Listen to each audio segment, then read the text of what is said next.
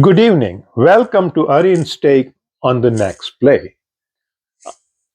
I am from Montreal. My name is Vikram Bhatt. Rivalry between Montreal and Boston is old, especially between the Bruins and the Canadiens. In Montreal, I'm a professor at McGill University. The rivalry between Harvard and McGill is also very old and known. The hockey teams, the football teams, the rugby teams have been playing against one another for the longest time. And Harvard is actually known as McGill of the South, and vice versa. But the most important thing, and I'm so very proud of, is McGill University's relations with your show. James Naismith studied at McGill, and he is a graduate of McGill, and he is honored as the father of the basketball game. And the Hall of Fame, Basketball Hall of Fame, is named after him. Where is it? It's located in Massachusetts. And would you say something about the game of basketball and his relation with? Yeah. So, hello guys. My name is Aarin, and this is a new episode of Aaron's Take on Next Play. And the history of basketball is very unique, I've got to say. It was very cool how they described it. So, one day, it was a rainy day. It was very snowy and rainy, like a mix. And they couldn't go outside for recess. So then, James Naismith, he was like the gym teacher for that time. He decided to just get a ball and some peach baskets. He would hang them off the wall, and then they would have to throw the ball into the basket and make it. So that was how the simple invention was made. But what was hard is that every time you missed it, made it, you would have to get a ladder, climb up the ladder, and then get the ball back. So because they didn't have the hole in the bottom. So that's how they created the net for the hoop. In those days, the players were not as tall, and they were not all basketball players as such chosen for it. These were the players for other ground sports, and therefore they needed a special kind of a hoop, and that was the advance of the NBA, which grew out of this. But that's a wonderful story, and It's very good. At the League of at the museum, you can go and see it. But we are getting distracted to the history and the story of basketball. But let us continue with our show. Last week, you had placed some very interesting questions in the trivia quiz. And did you receive many answers last week? Yeah. So, I would say the last previous ones were pretty hard. And the first question I asked was, what NBA player has the most triple doubles in a career, and how many do they have? Look, I do not expect you to say immediately say, oh, they have this many triple doubles, and like who it is, because it's a very hard question. And I was happy with people that just took random guesses.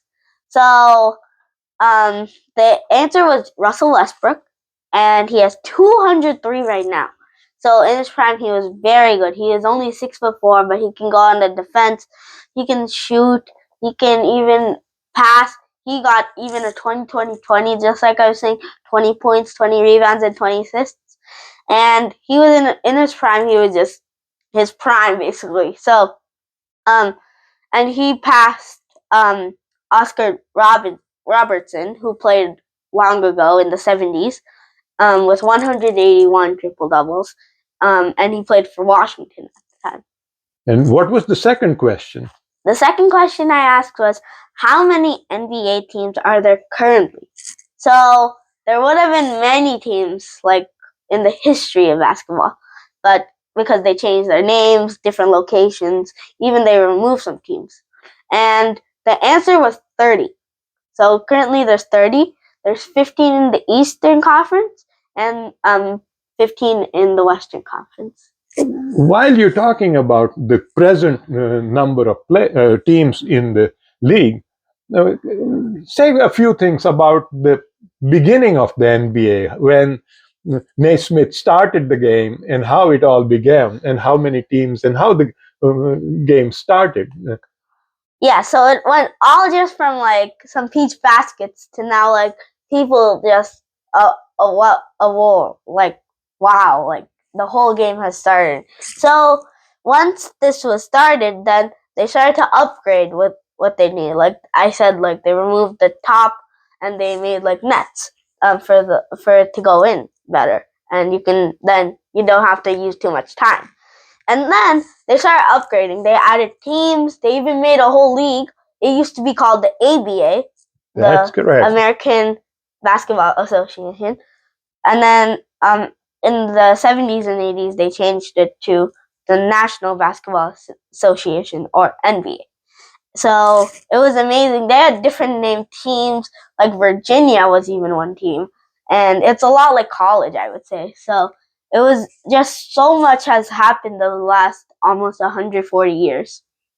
Yes, it's a long history, and it's wonderful that you're including this historical tidbits with your take on the games. So let's begin with last week was a very busy week in the games. So last week in the NBA, there were some outstanding, incredible standout performances. Would you want to discuss those, at least a couple of them? Yeah, so it was the Oklahoma City Thunder versus the Chicago Bulls. It was very close of a game, I would say. And Isaiah Joe, he's not much experience, I would say. He's not really always playing in the starting lineup. He's usually um in on the bench. So he's amazing, and he just showed how the reason why he should stay on that team. He scored 31 points, that's his career high, and he went 8 for 14 from 3-point range. And also 10 for 16 shooting, so 62.5%. Was it 10 for 16 or 17? Um, I think it was 17 actually, because he took it in the field, but also including the 3-point range. Okay. Any other real standout performance you'd like to talk about? Yeah, so Bam Adebayo was playing. So when he played, he had an outstanding performance, having um, 28 points and 12 rebounds, and also 5 assists to win against the Washington Wizards. So he had a great performance, not only just getting the ball, but also shooting. He's very good at the mid range. Many of those tall players can also do that. But that's a tall number of rebounds that he Yes, picked up. 12 is a lot. So it's an outstanding double double. And then one more performance that stood out to me Yes. was Miles Bridges. Now he's amazing of a player. Like he can just do anything you want. And he had 26 points, 10 rebounds, and 8 assists. Wow. Which is a near triple double, just 2 more assists. So you could almost count that as one, I would say. But sadly, they lost to Miami. And then no, actually they did not. They won that game, helping them snap the 5-game losing streak they had. So it was a good way to end it. Yes, it was a good turn back. Yeah. Let us move on. Last week in the NBA, there were very outstanding individual performances by Yes. players. Who really stood out to you? Just three top players you would like to, and their plays, if you want to discuss a little bit. So when we're talking a summary of this week, I would definitely say number 1 pick would be Shai Gilgeous-Alexander, SGA. Yes. He is going. everyone says he's gonna be MVP because he just took everything away, and he's just mid-range shooting, even drawing fouls. He's very good at. So he's been averaging over 30 points a game, and he also can steal, and he's also got 6.3 assists plus almost 5 rebounds. So that's actually MVP standings you would want. Yeah. But you see, that's why we were referring back to the rebounds that Bridges did. He had 10 rebounds. That was a very runaway score. That was very important to see. And he's coming very close in his points, too. Mm-hmm. Yeah, he's leading also in parts. So there is going to be a little competition. It's not just a runaway. It's not like a blowout with that. Maybe you are a bit biased. Yeah, but also someone I might go over SGA. I might is Nikola Jokic. Okay. He's averaged a triple-double this year, which is absolutely crazy. And I think last week he literally had a 61-point triple-double, which is amazing. I'm shocked. What just happened? And he had a triple-double, returning from his injury. This is just so cool, but returning from an injury, he had 39 points, 10 rebounds, and 10 assists. So it was with also a win. So that's a perfect way to sum up from an injury. And who was the third one? Jason Tatum. So he's been averaging, in the past few games, he's averaged 27.5 points, which is almost around how much he's averaging this season, and 8 rebounds. He's very good at those. And then 8.5 assists, so near triple-double also. He's actually standing on stats like that. I know he's down in points per game, but it's only a little bit down because he's also he can do more assists and rebounding. I mean, the height difference, he's 6'8", and Shea is 6'6", but it's not a big difference, I would say. But he's been having some great nights, I would say, including a 46-point game once this season against the Cavs. But also, he's just been wrapping things up for the season because the season is only like 5 games left. What about the outstanding statistics of some of these players? Yeah, so just like I was saying, honestly crazy, but Nikola Jokic, a 60-point triple-double. But sadly, this is the worst part. They lost 139-140, but it was all because of game-winning free throws by Nickeil Alexander-Walker. But they almost won. It was just those free throws that summed it up for a win. No, that is the power. It was such a good game. They went into overtime. I think double overtime. Yes. So it was a very nail-biting performance. And at the end, he already had like 60 points. So everyone's like, yeah, I think they might win. Other statistics? Just like I was saying, he's been having multiple 30-point games, even 40 and 50-point games. But Shea, he's just outstanding.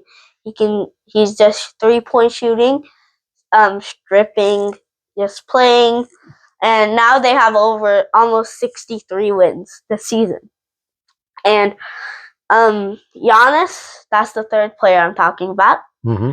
He's third in MVP candidate with just like I was saying last episode, he even had 35 points, 20 assists, which is honestly crazy, and 17 rebounds. But what really I got shocked was that he had more assists than rebounds, which is just almost like looking out for everyone. That's the gameplay of the team, which is really, really remarkable. It's like an orchestra, really. Yeah, they're summing up everyone. They're creating plays. So. No, that is what it's like really watching a soccer game. Yeah. When the teams are moving, it is becoming like that. Yeah. And it's moving with 10 times the speed. And it's a beautiful play to watch. Yeah, definitely. I would say it's amazing. Let us continue with the performances and results from last week. Yes, so one of the most exciting, just like I was talking about Giannis just now, he also pulled off a great game with a triple-double, just like against Philadelphia, with 36 points, 15 rebounds, and 10 assists, which is just amazing in an overtime win against That's true. Miami. Again, another overtime game. Yeah. And then I watched part of this game, and the Memphis Grizzlies played the Detroit Pistons. The Pistons have just turned it completely around. Like, they were 14-68 last season, which is horrible, I would say. But now they're actually better. Like, they've turned things around because now they have even Malik Beasley, who is almost leading in 3-pointers this year, and also, but sadly they lost to Memphis. They're really good, but Ja Morant wasn't playing. He had a suspension, but Desmond Bain pulled off with 38 points. Summing up, that's the reason they won. This week, you went for two home games for the Celtics, and especially last night's game, which was a runaway win for the Celtics. And would you like to talk a little bit about it? Yeah, so the first game I went to, it was Miami versus the Celtics, and I had a very good view, so I saw everything. Good ball movement, I would say. Miami had good defense, though. It was really an off-day shooting for the Celtics, and Porzingis and Drew Holiday were out, who are their key players for the game, and they even had many turnovers. They weren't shooting too many shots, and they were down by 21 at one point, but they bring it back to a 3-point game. Then all of a sudden, the Miami Heat called the game because they ended off with a 22-9 run, winning by 21 points, 124-103. But I had lots of fun with my dad, and it was really fun to enjoy everything. But they had some really good ball movement, just like I was saying, but just like the defense and playmaking they had was amazing because now they don't have Jimmy Butler. Yes. What about the Washington game last night? That was probably the biggest one of the biggest blowouts they've had this season, winning by 34 points, 124-90, and showing off their great defense skills, both ends of the floor. They just played good ball movement, even offensive rebounds, 25 of offensive rebounds. And, I mean, the Wizards had a pretty decent amount with 11, but 25-11 is a big difference with that, including the Celtics shooting over 53s and making 24 of them, which was almost a record.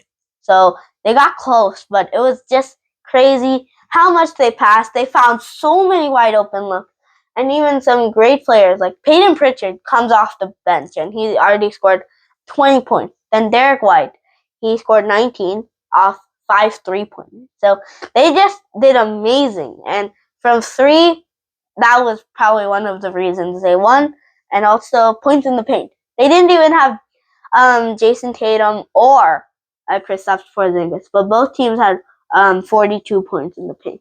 Washington did manage to move the ball around quite a bit, and they really reached all the way across and moved the ball. And it's, I think, the rebound, which is so very important. They just had 11 rebounds compared to close to 26, you said. Yeah, that 25, yeah. So when you see the difference, if they had as many rebounds, imagine the score would be very different. Very close. Could have been a very good It game. could have been more threes scored. So this is where they really need to do their homework. Yeah. It is to be at the front, move the ball, and then they just were withdrawing it so quickly, the defensive lines, rather than keeping the offenses all the way to complete the game. They didn't get back in transition, and even like once when they found an open look, they thought it was an open look, so they shot it. But you could see a Celtics player running for the block, but they just couldn't do it sometimes. But an open look is actually when they leave you open, but also like when you're spaced out from the defender a lot. And sometimes they shot contested threes. They shot many threes, I would say, over almost 45, but still a decent amount scoring 12. Did you have fun at the? Yes, I had so much fun. Like, I even got free posters, and I got so there's like this one I got. I got this new poster. It's really nice. It shows all the star players for the Celtics, and I even got two more. There, no, actually three, I would say. So, and then I got this wristband from Junior Celtics because there was this game. They always like to play games, and it was called Triple Knockup. So you have to steal the ball from people. And I came in the championship, so it was me and this other guy. But he was very short, so he could easily just get the ball from me. But I was very close, so I got the wristband. So I was very happy. The coming week is going to be a very busy week too, isn't it? So you want to tell the spectators about the upcoming games, and if you have any favorites that you would like to recommend, that if they have time to take it in. So currently Detroit and the Sacramento Kings are playing. That's a very good game. And they're currently playing. And Miami versus the 76ers. That's also a good game. Like, Philadelphia has so many good players on their team, I would say. And that's currently That now. is today's game, so we're talking. That's correct. Yeah, like currently they're playing.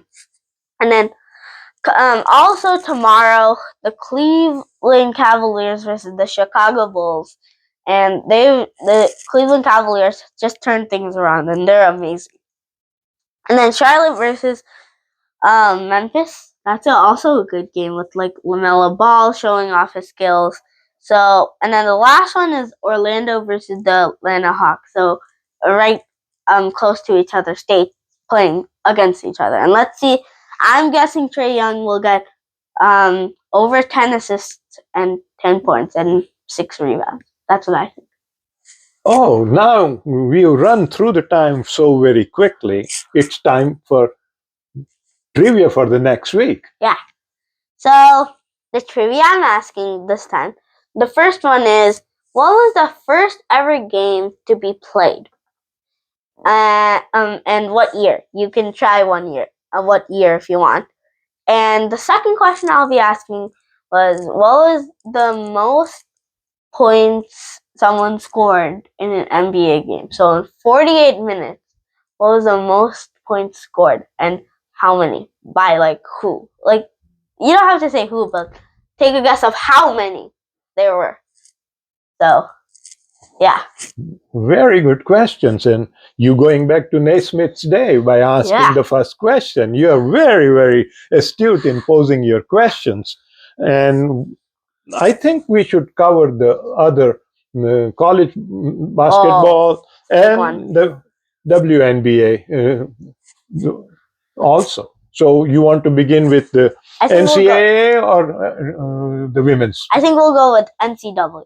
Okay. Because tonight, you guys should watch it, and please, it's going to be the Houston Cougars versus the Florida Gators. And that is such a good game because like the Gators have Walter Clayton Jr. He has handles, offensive end, and then Alex Condon, who can play both ends of the floor, and then Elijah Martin, who can play both ends but mainly defense. So he's the shot blocking. And then same with the Cougars, Chris Senek, who can score, and Bryce Jackson can steal, and he's a very good small forward. And then LJ Cryer, who is a very good handler, skill, anything. He's everywhere. And last but not least, what were the results from the WNBA last week you want to cover? Yeah, so I would say Brianna Stewart. Good. She's amazing, I would say. She's one of the star players for the New York Liberty. Who won the championship last year.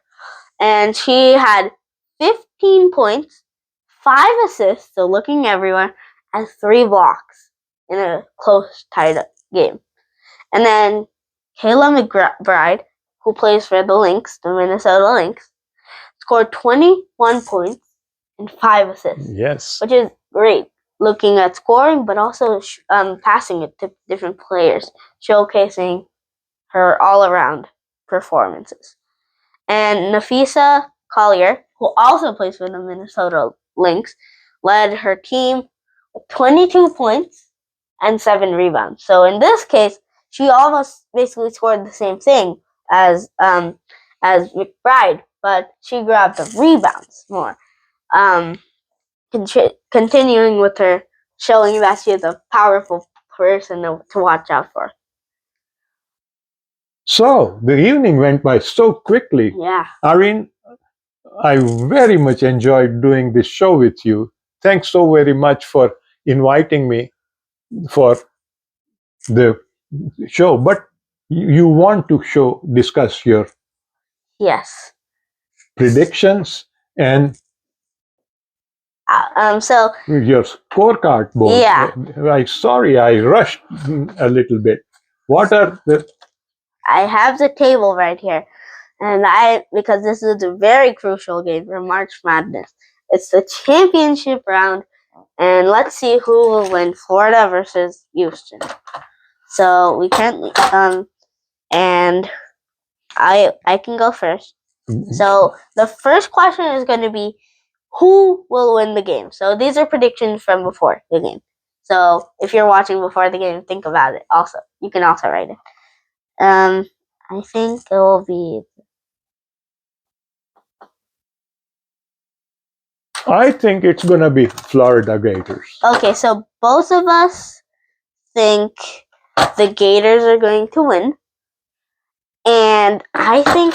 So these are 2 halves. They're not going to play like 4 quarters like a usual. And I think it will be... So it won't be as high scored. But they're longer, like 20 minutes. Shorter than an NBA game. I think the score is going to be very close. You think it's going to be that high? Really? Yeah. Actually, yeah. I'm thinking maybe...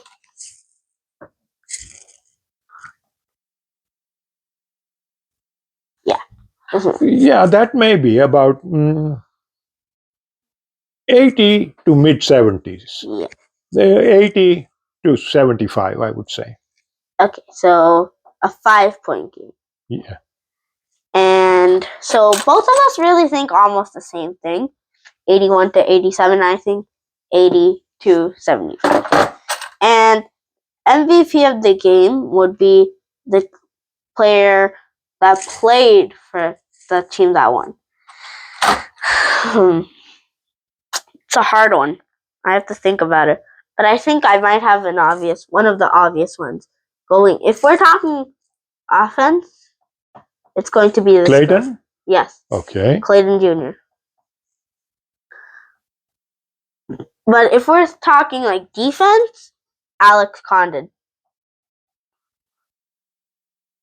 So those are the both players, I think. And who do you think? I would go for Alex, not for Walter. Okay. Winning doesn't mean that defense is not important. Yeah. I think you have to have solid defense to win the game. So for MVP, I would certainly go with Alex. How many points do you think he's going to score? That I would. I think he's going to score 26 points, and he'll get 7 rebounds and 6 assists. That's what I think. Okay. So 26 points, 7 rebounds, and 6 assists. And we finished the table right here. Here you are, folks. These are the predictions.